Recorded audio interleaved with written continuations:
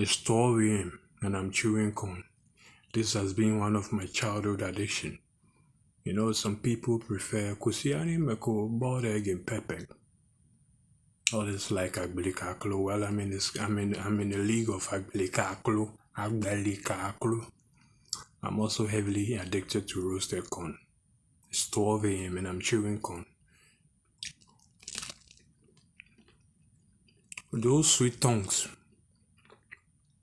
I'm pretty much aware that you know that some others can even smell butter on it and have it.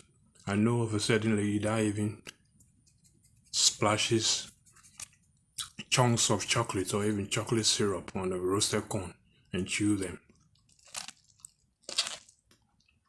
Try them.